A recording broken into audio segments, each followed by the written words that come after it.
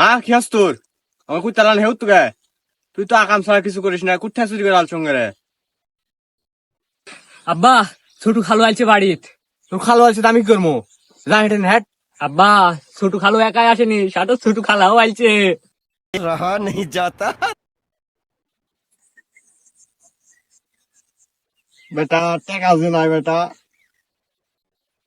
ধর আব্বা টেকা, তুমি খালা ক্লাস 10টি টাকা লাগে, তুমি খালা ক্লাস ঘুরবা চলা যাও যাও।